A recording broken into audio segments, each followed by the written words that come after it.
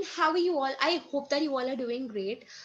In my today's video, we're gonna be solving class 9 sample paper, class 9 sample paper social science, okay, as per reduced syllabus 2021.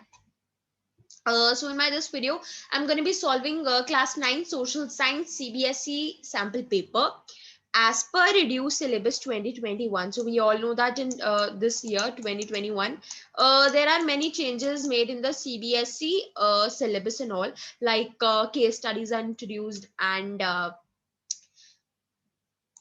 many portions are deleted. So on basis of that, I'm going to be solving a sample paper, so maybe it will be helpful for you for your upcoming social science exam. Okay, so let's begin with the first question. Yeah, and before starting, I would like to refer you to a book called Oswald Sample Paper. So I have taken the PDF. I mean, like I've scanned this PDF, this sample paper from my book. So you can buy this book. It's an amazing book. It has all the sample papers. It has many sample papers, so you can solve as many sample papers as you want to. Okay. Uh, Link for this product is in the description box. You can check that out. Okay, so when was Swarna Jayanti Gram Swarozgar Yojana started? It's a very simple question. It's a question from poverty chapter, all the anti-poverty measures, right? तो कब हुआ था ये? 1999 में, right? This Swarna Jayanti Gram Swarozgar Yojana was started in the year 1999. Now there's an option, you can either attempt this or this. Now second is, what do you mean by a hectare? So very simple, hectare, it's the standard unit of measuring land. Okay, I hope you can write it on your own. Basically, it's the standard unit of measuring land. I know that you won't be able to understand, but yes, just understand. Okay, the standard unit of measuring land is hectare.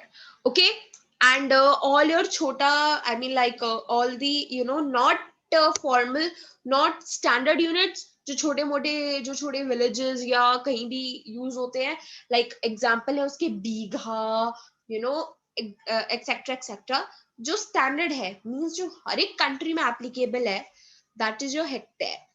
Rest on अलग अलग countries में आप अलग अलग वे से कहते हो, like you can measure by saying bigha और so on and on, right? But standard है क्या? हेक्टेयर. ठीक है. Arrange the following in a chronological order. Chronological order क्या होता है? आपको बिगिनिंग से बताना है कि पहले कौन सा इंसिडेंट हुआ, उसके बाद कौन सा इंसिडेंट हुआ, and so on. So let's begin. Napoleon was defeated at Waterloo. Napoleon becomes the Emperor of France, annexes large parts of Europe. Louis XVI becomes the King of France, faces an empty treasury, growing discontent within the society of old regime. A constitution is framed to limit the powers of king to guarantee basic rights to human beings. तो देखो बहुत simple है. You have to basically tell starting से क्या हुआ था. तो हम सबको पता है, सबसे पहले Louis XVI he ascended the throne of France and so on. उसके बाद क्या हुआ था? जब उसने टैक्सेस बढ़ा दिए थे, तब लोगों ने एक नेशनल असेंबली बनाई थी, एंड उस नेशनल असेंबली ने एक कॉन्स्टिट्यूशन बनाया था जिसने मोनार्क की पावर्स लिमिट कर दी थी, राइट? देन नेपोलियन आता है. Napoleon becomes the emperor of France, है ना? ही annexes large parts of Europe. जब फ्रांस की डायरेक्टरी फेल हो जाती है, जब पॉलिटिकल इंस्टीट्यूशंस बहुत इनस्टेबल होती है, तब नेपोलियन उसका फायदा उठा के वहां का एम्परर बन जाता है. एंड उसके बाद at last Napoleon was defeated in the battle of Waterloo. कब? Year can be asked in one marker. 1815. I hope you are able to understand. Okay, 1815, right? तो ये वाला क्वेश्चन भी done. If you want to solve these questions, you can solve it side by side. It would be helpful for you, right? अब देखो option क्या है? Let's choose the correct option. Fourth, first, no, नहीं. हमारा first क्या है? हमारा third option है first, है ना? This one, D. First this happened, then fourth, then second, and then first. Okay. So correct answer is option D.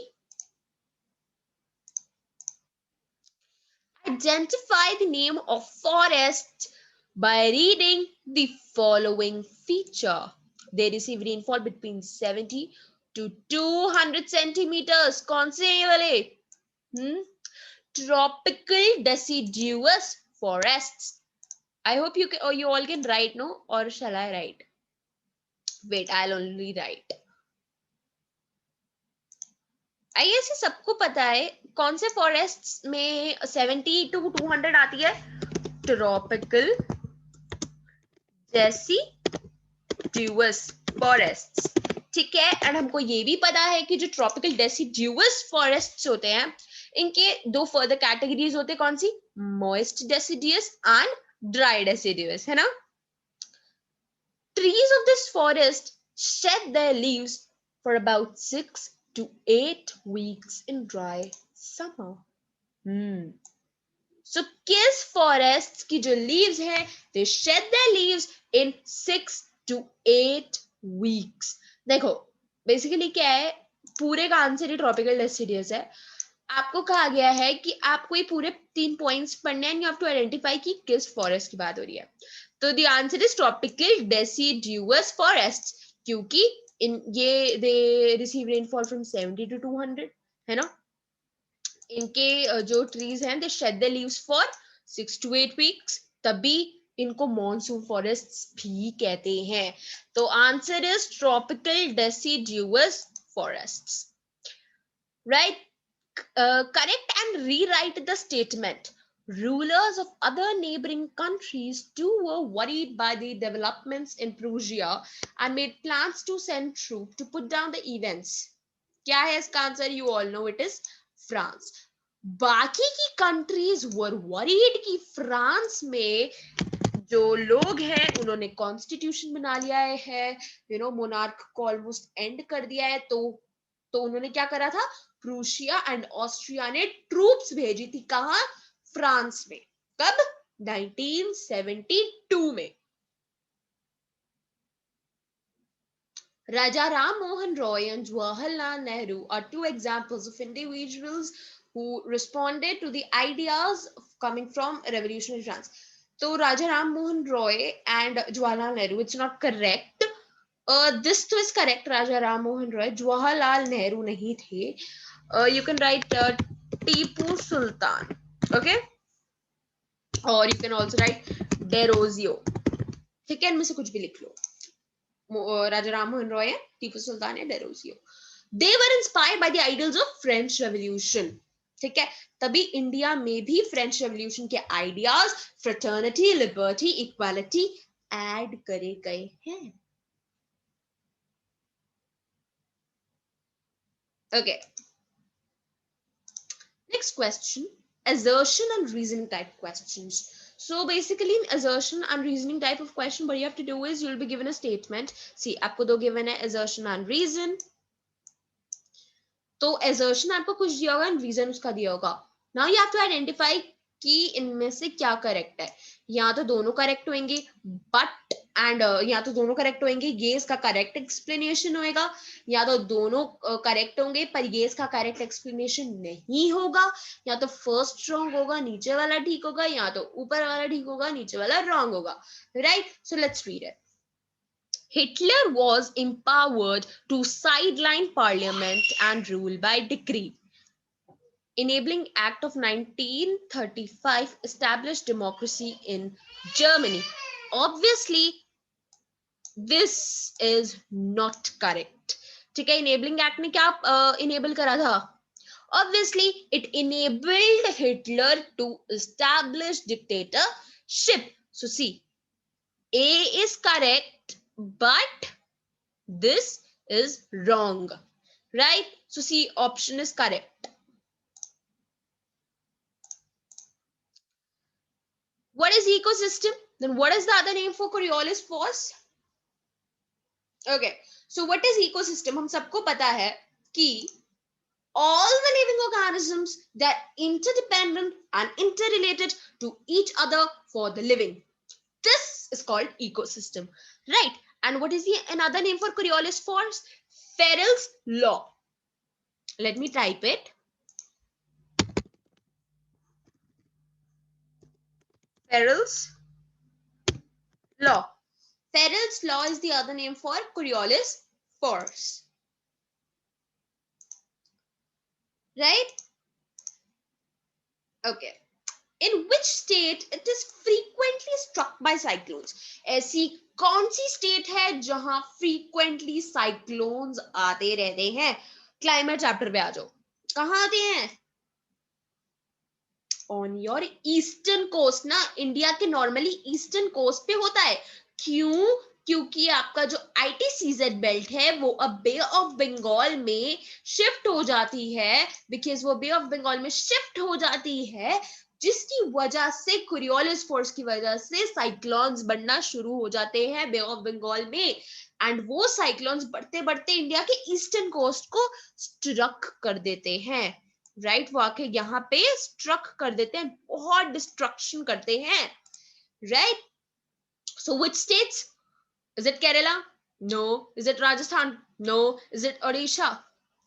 Yes, Odisha is frequently struck by cyclones. Odisha आ गया आपको, West Bengal, right? Odisha is the correct answer. Read the following information, write a single term for it. Charter agreement, right? Preamble, it is an introductory statement. अच्छा, okay, sorry. I don't understand the question. Okay, so see, आपको यहाँ पे given है, आपको यहाँ पे एक sentence given है, नीचे देख रहे हो आप here. अब आपको बताना है इसके लिए आप वन टर्म क्या कह सकते हो. Okay, it is an introductory statement in Constitution which states the reasons and the guiding values of the Indian Constitution. It contains philosophy on which entire Constitution has been built. बहुत simple है. कौन सा introductory phase होता है आपके constitution को? Preamble. Preamble क्या होता है? वो एक इंट्रोडक्टरी स्टेटमेंट होती है जो आपके कॉन्स्टिट्यूशन से पहले होती है. एंड वो पूरी आपकी कॉन्स्टिट्यूशन की क्या बताती है? फिलोसफी, मींस इंपॉर्टेंट पार्ट्स बताती है आपके कॉन्स्टिट्यूशन के. राइट, क्या क्या बताता है? इतने सारे पॉइंट्स मेंशन करती है. Fraternity, liberty, equality, socialist, democratic, right, we the people of India, and so on. इतना लंबा आपका पूरा जाता है. That is a preamble to the constitution, right? Let's move on. Consider the statement regarding the philosophy of the Indian Constitution. Okay, consider statements regarding philosophy of the Indian Constitution. You have to choose कि कौन सी statement आपकी philosophy को best describe करती है. Values that inspired and guided the freedom struggle were in turn nurtured by it and formed the foundation for India's democracy.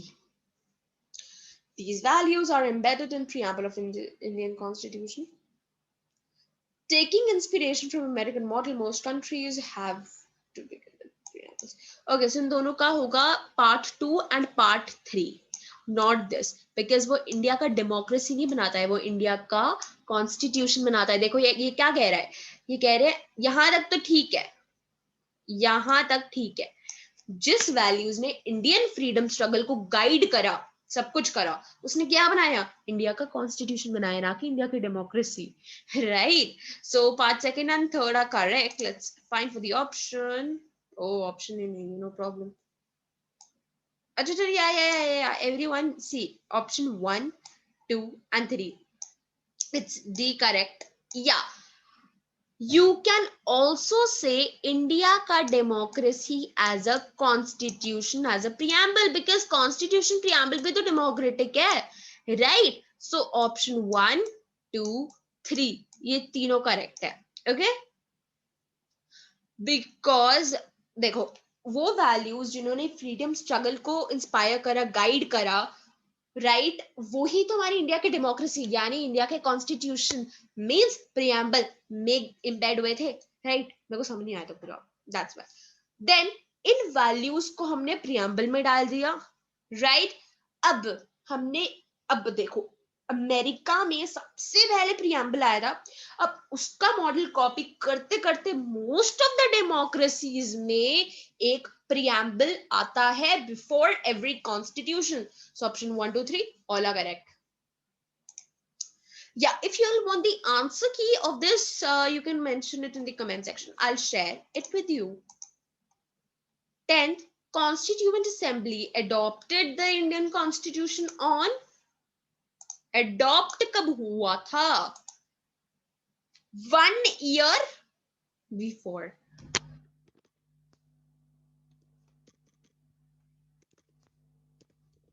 Right, everyone? 1946.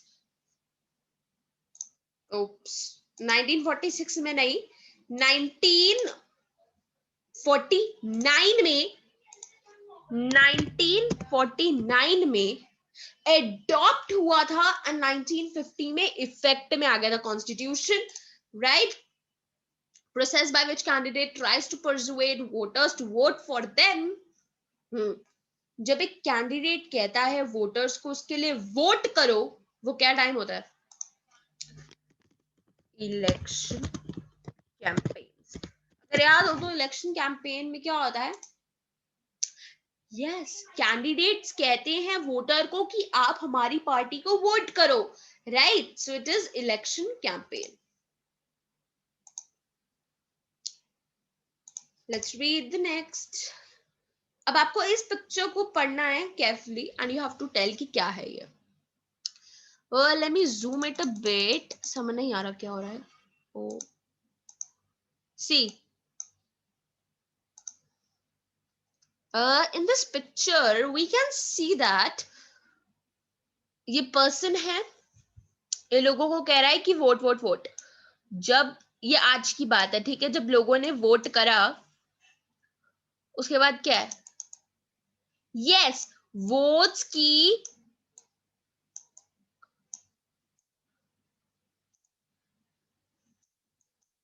कोई value ही नहीं है ना? पब्लिक डिस्ट्रीब्यूशन हो रही है ये, right public distribution system, right obviously आप votes को पब्लिकली ये कर रहे हो ना, ये देखो, right option A is correct for this question. Yep. So now in this question you have to join. Election Commission of India. Announcement of elections. Correct. Okay. Code of conduct. अच्छा, choose the incorrect option. You know, and आपको correct option choose करना है. I mean आपको incorrect choose करना है. इसमें से incorrect कौन सा? इसमें बहुत बच्चे गलती करते हैं. क्या करते हैं? दे फाइंड कि आपको करेक्ट ऑप्शन चूज करना है and they go and right the correct option. You have to choose the incorrect option, so you have to read the question very carefully, like अभी मैं भी करने वाली थी, right? So you have to read the question very carefully. It says कि आपको incorrect option को choose करना है. Election Commission इलेक्शन की अनाउंसमेंट करता है. कोड ऑफ कंडक्ट नॉर्म्स होते हैं जो पॉलिटिकल पार्टीज को फॉलो करना होता है. Tenure of Lok Sabha wrong wrong wrong wrong wrong, it is 5 years. हाँ इसको कॉन्स्टिट्यूएंसी कहते हैं. So option C is not correct. आपको यहाँ पे गिवन है कि लोकसभा का tenure is 4 years but it is 5 years. ठीक है. So in these kinds of question you can easily score 1 mark full. Okay, 5 years. Let's move on. What is disguised unemployment? It's a state in which person willing to able to work at prevailing work wages, but his produce is very high. No, no, no, no, no. It is the state in which person is willing to, but his zero. Instead, he working, but is very low. Okay, disguised है. देखो, let me just देखो. यहाँ पे है option B correct. Productivity तो कोई नहीं है ना. डिस्गाइज्ड अनएम्प्लॉयमेंट क्या होता है? वो इन अनएम्प्लॉयमेंट जहां पर लगता है कि आप एम्प्लॉयड हो पर आप अनएम्प्लॉयड होते हो. फॉर एग्जाम्पल एक फील्ड है, उसमें 5 लोगों का काम है, राइट, बेसिक 5 लोगों का काम है, पर है 8 लोग, है ना. तो 3 जो पीपल है वो है आपके एक्स्ट्रा. तो वो तो आपकी कोई प्रोडक्शन में ऐड नहीं कर रहे हैं ना डिक्लाइन कर रहे हैं, तो इनकी प्रोडक्टिविटी होती है 0, है ना. So option B is correct. Okay. The yak, shaggy horned wild ox and Tibetan antelope are found in which region?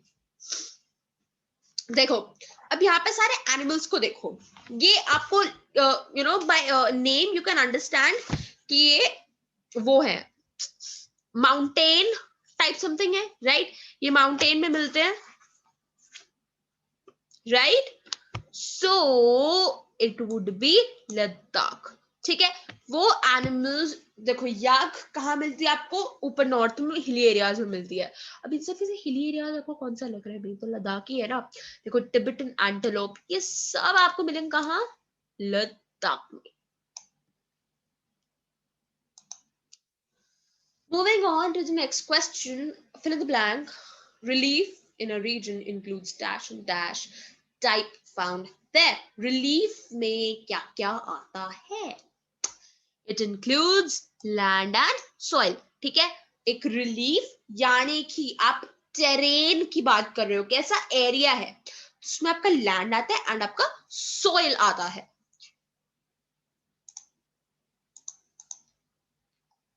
16th, fill in the blanks.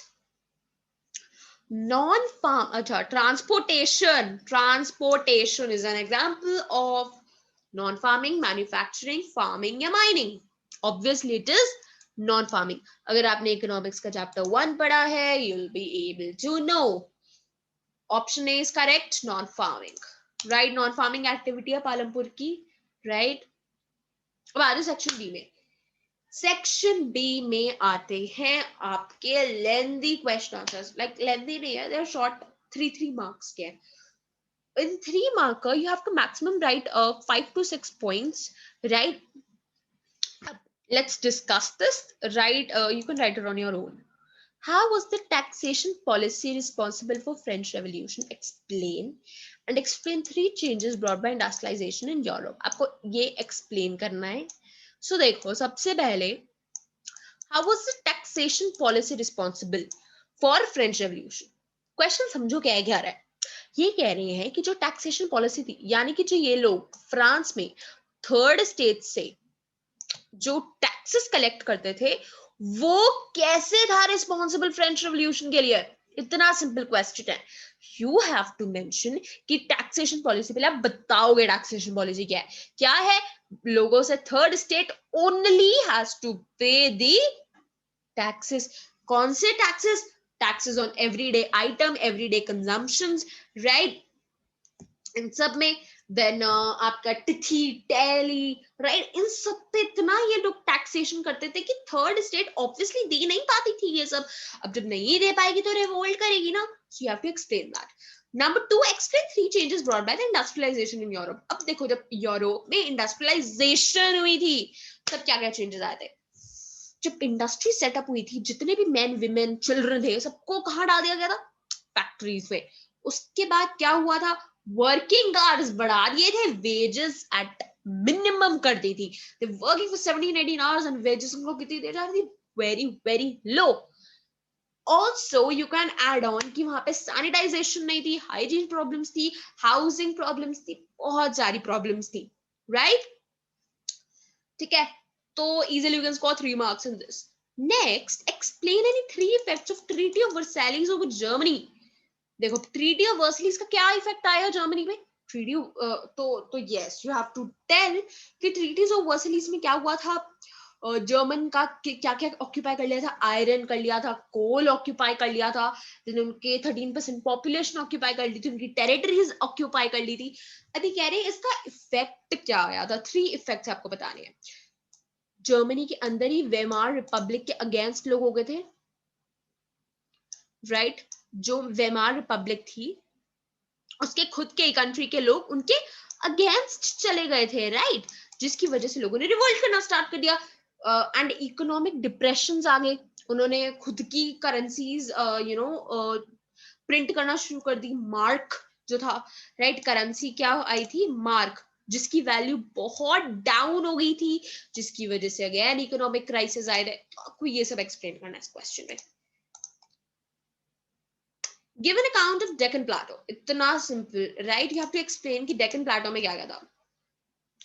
Deccan Plato हम सबको पता है इंडिया का पेनिनसुलर प्लाटो है, नीचे वाला पार्ट, राइट। अब उसमें क्या क्या आता है, यू हैव टू टेल कि ईस्टर्न घाट्स वेस्टर्न घाट्स आते हैं, राइट, एंड देन आप बता देना कि वेस्टर्न घाट्स हायर एलिवेशन होते हैं, ईस्टर्न घाट्स लोअर एलिवेशन होते हैं, eastern Ghats can be crossed by rivers, easily cross हो जाते हैं। Then you can also tell कि इंपॉर्टेंट रेंजेस कौन सी, जैंतिया, खासी, गारो हिल्स, जो इधर आ जाती है, राइट।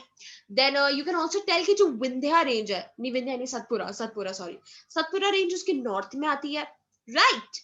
सो इतना ही आपको डेक्कन प्लेटो बताना है। यस, आप इसमें डेक्कन ट्रैप के बारे में बता सकते हो। क्या होता है Deccan trap, black soil.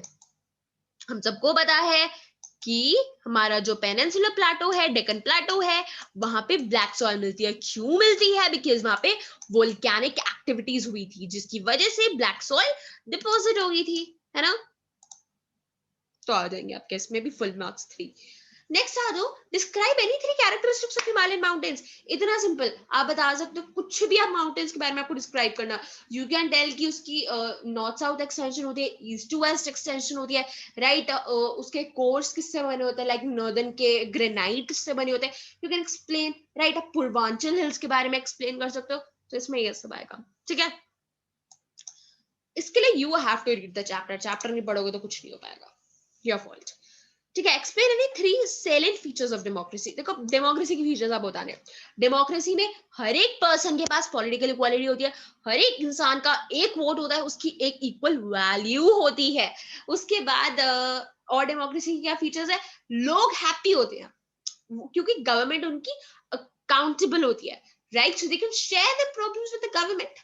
Also आप डेमोक्रेसी में अपने लीडर्स को चेंज भी कर सकते हो, राइट, आप हटा भी सकते हो लीडर्स को, राइट। फीचर्स बताने हैं तो आप सब बता दो, ठीक है, कौन से कंडीशंस नेसेसरी हैं, और जैसे major decisions are to be taken by the elected government only, ठीक है। जैसे पाकिस्तान में क्या हुआ था, नहीं हुआ था, राइट, मुशर्रफ इलेक्टेड नहीं था ना लोगों से, तो हम उसकी गवर्नमेंट को इलेक्टेड नहीं कह सकते हैं, राइट। नंबर 2 आ जाओ, equal vote, 1 person 1 vote 1 value, हर एक के पास पॉलिटिकल इक्वालिटी होनी चाहिए। नंबर 4 पे बात कर लो, rule of law, respect for rights. जैसे जिम्बाब्वे में कॉन्स्टिट्यूशन था भले, पर उसकी कोई रिस्पेक्ट नहीं करता था, तो वैसा भी नहीं होना चाहिए, है ना। तो ये सारे फीचर समझा दो, मिल जाएंगे आराम से 3 marks. Difference between democratic and non democratic government, इतना सिंपल क्वेश्चन। डेमोक्रेटिक में सारे फीचर्स लिख दो कि यहाँ पे लोगों के पास राइट टू वोट होता है, डेमोक्रेटिक में नहीं होता है, यहाँ पे गवर्नमेंट अकाउंटेबल होती है, यहाँ पे नहीं होती है, right. Democratic you can also tell कि major decisions are taken by the elected leaders, then in non-democratic leaders are not taken by the elected leaders। Examples दे देना कि डेमोक्रेटिक गवर्नमेंट में इंडिया आ गई, देन यूएस आ गया, then in non-democratic Pakistan, Zimbabwe, Estonia, Saudi Arabia. Okay, then how did the people of Palampur enhance the production? Explain methods used for it. अब इन्होंने अपनी प्रोडक्शन कैसे enhance करी? Number 1, modern farming methods. Modern farming methods, अब देखो उन्होंने modern farming के methods बहुत अप्लाई करे, जैसे उन्होंने ट्रैक्टर्स यूज करे, HYV सीड यूज करी, जिससे उनकी प्रोडक्शन बढ़ गई। नंबर 2, उन्होंने सेम लैंड से ही 2 क्रॉप्स प्रोड्यूस करना स्टार्ट कर दी, मल्टीपल क्रॉपिंग, राइट। एक साल में वो 3 क्रॉप्स ग्रो करते थे, हाउ, मल्टीपल क्रॉपिंग, राइट। इतना you can tell in this question. Now then you have section C, जो होगा case studies. Now case studies में क्या होता है कि आपको दिए हुए हैं ऐसे पैसेजेस, अब आपको इन पैसेजेस को पढ़ के you have to answer these MCQs। So let's start. You can read the passage. Now see, I'll just answer the questions. You all can read the passage and then do. A group of persons invested with special function in the church are called clergies. We all know, right? Clergies कौन होते हैं जो church में special function करते हैं, right? Who enjoyed the feudal privileges by birth? First state, second state, third state. None of the above. Feudal privileges by birth. It is the second state. क्लर्जीज को कोई फ्यूडुअल privileges नहीं मिलती थी, उनको बस राइट मिला हुआ था. बाय बर्थ थे ओनली नोबल्स, क्लर्जीज नहीं थे.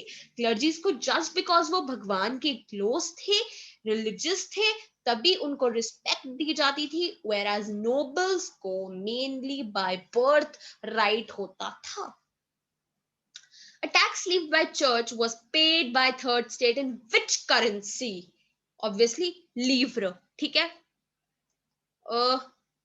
Why livre? NCERT पढ़ लेना, पता चल जाएगा.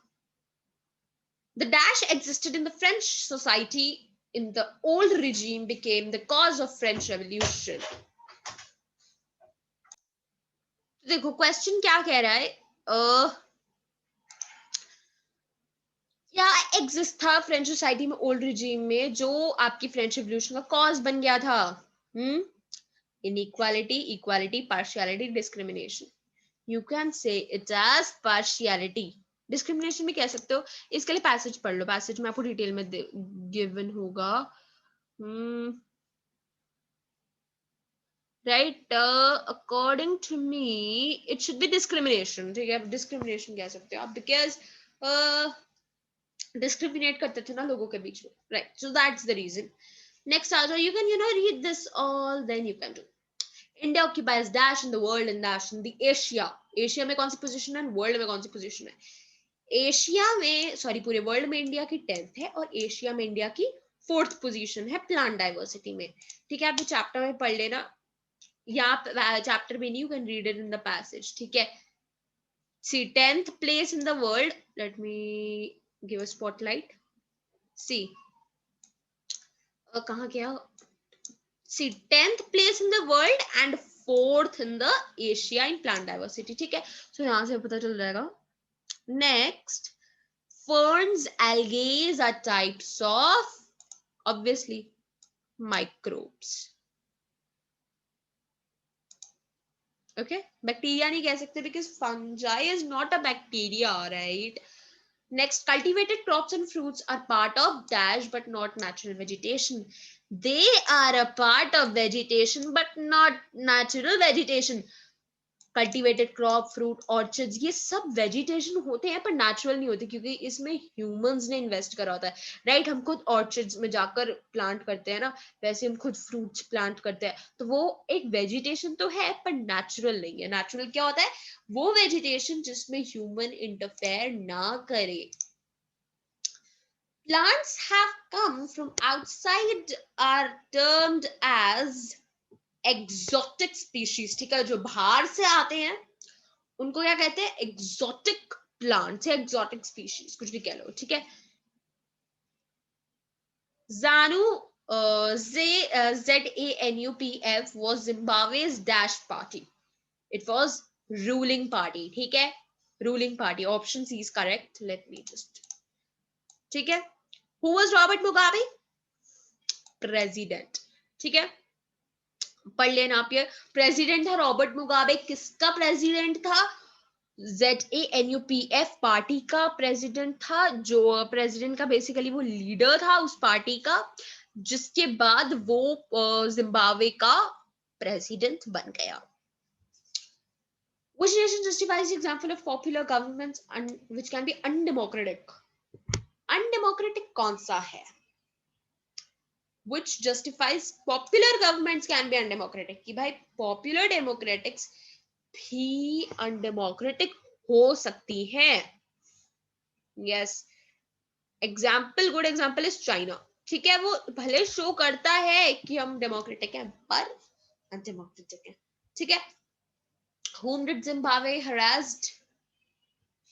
Publishers, journalists, reporters, editors. Obviously journalists. जो भी journalists उसके अगेंस्ट कुछ भी रिपोर्ट करते थे उसको वो हरास करता था। बाजू ये वाले क्वेश्चन पे, story related to imaginary village कौन सा है? पालमपुर। ठीक है, give an example of small scale manufacturing in Palampur. Small scale manufacturing, sugar manufacturing. ठीक है, Palampur has dash primary school and dash high schools। Hint मिल गई, देखो स्कूल और स्कूल्स, ठीक है, plural. C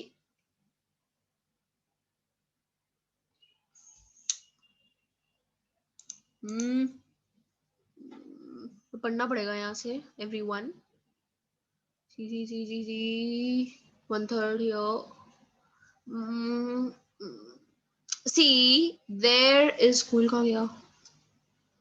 See, this is very tough to find, like so. You have to read this whole passage now for this. ठीक है, most of the houses have electrical। See, देखो, there are 2 primary school और एक high school है। ठीक है, 2 primary school और एक high school। Right? Let's solve it. 2 primary school and 1 high school. It has 2 primary schools and 1 high school. Source of irrigation in Palampur is tube wells। ठीक है, अभी हमने पढ़ा, ऊपर पढ़ लेना, ट्यूब वेल्स होते हैं। ठीक है, let's come to section D. इसमें आपको लिखने होंगे लॉन्ग क्वेश्चन आंसर्स, मैक्सिमम लिख लो 7 to 8 points। What event in history is known as Holocaust? How did the world came to know about Holocaust? By the end of 20th century, USSR declined। Okay, see, देखो Holocaust क्या होता है और world को कैसे पता चला कि होलोकॉस्ट होता है।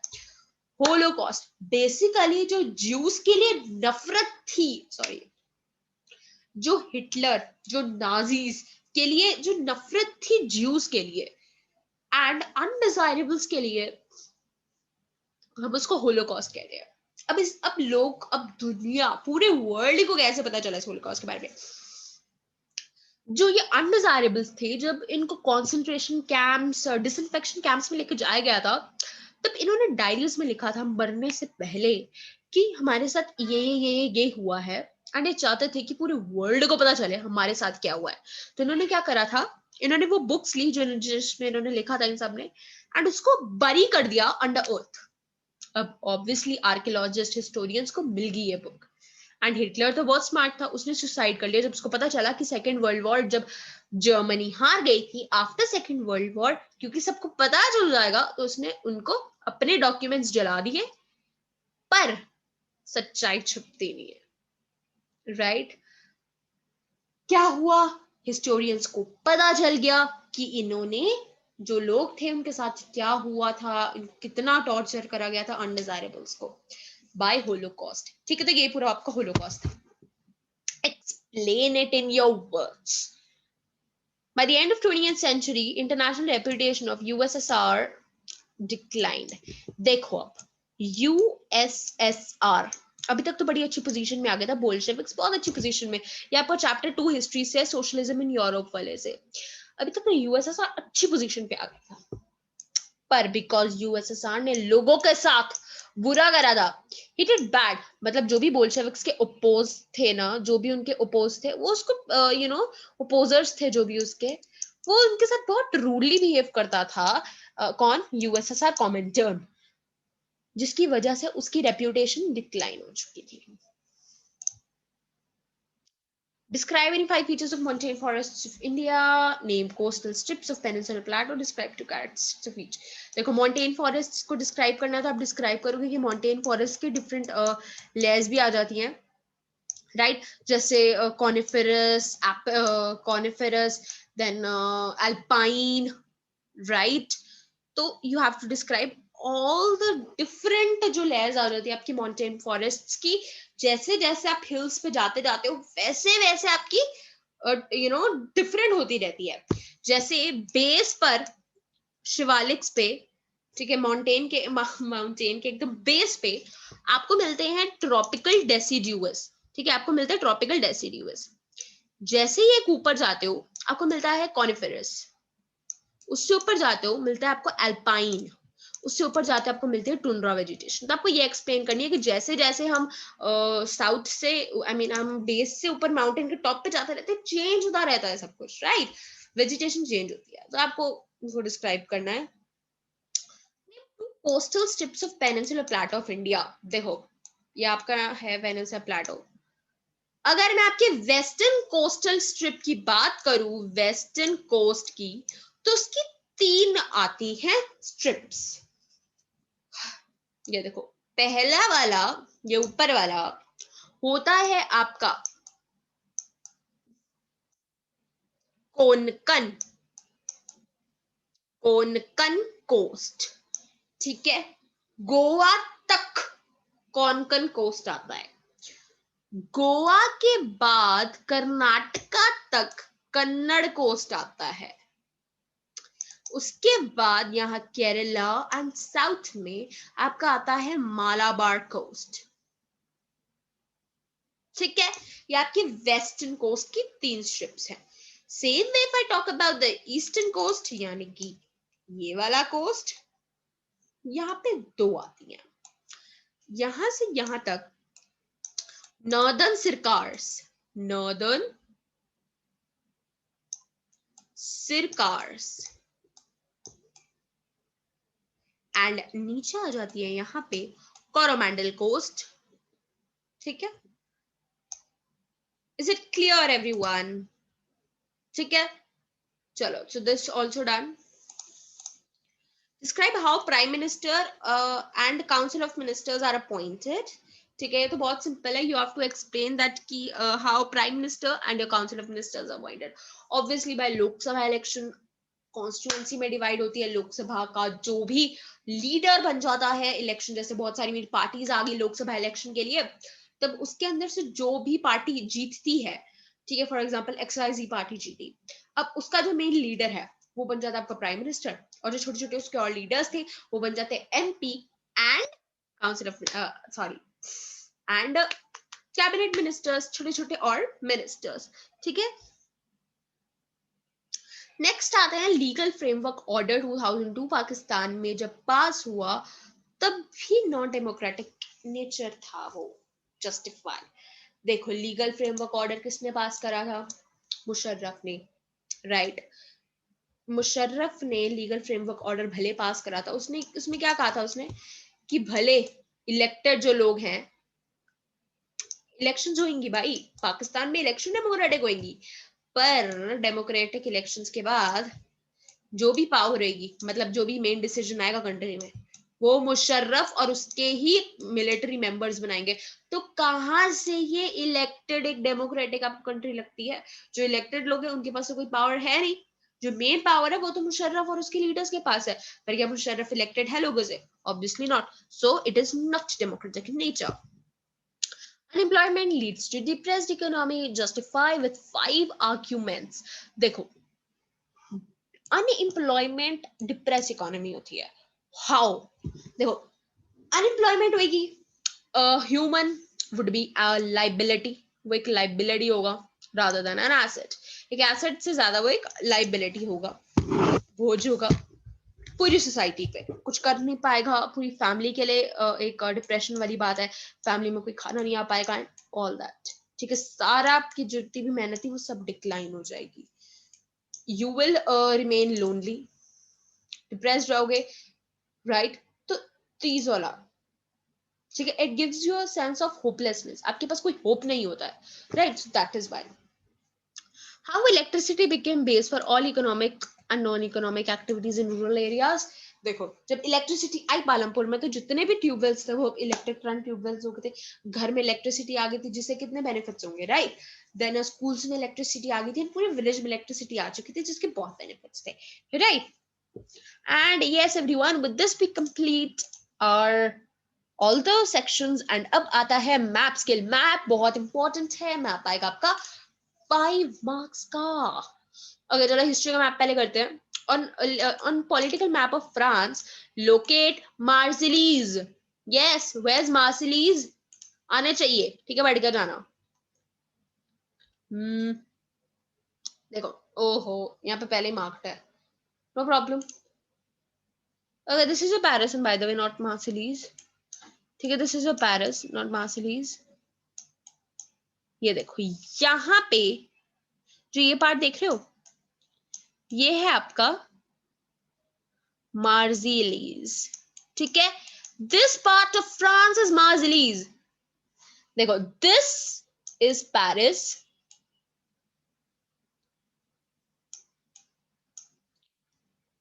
इसके बाद ये Nantes,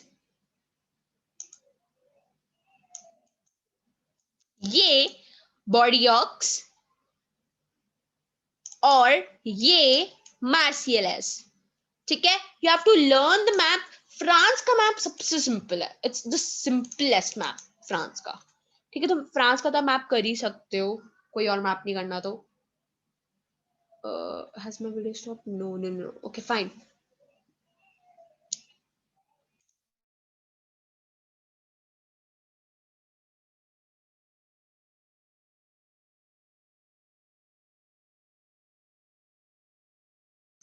Okay, so part 2.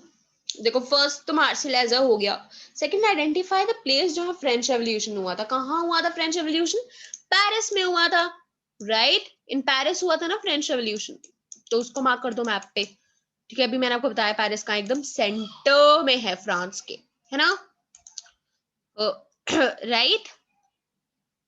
ये देखो यहाँ पे पेरिस. अब आ जाओ. ठीक है, अब 32 हो गया. अब आ जाओ second, B part. On the given political map of India, locate and identify Tropic of Cancer. देखो, Tropic of Cancer कहाँ होता है? आना चाहिए. You all should know this. मैं आपको लास्ट के लिए मत रखना प्लीज, नहीं होता लास्ट मोमेंट पे.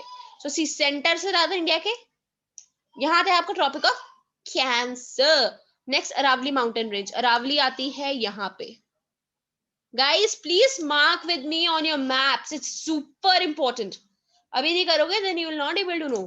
ठीक है, because in NCERTs it's not clearly given. You have to be very focused and you have to be accurate. तो देखो, tropic of cancer passes here at 23 degrees north, है ना?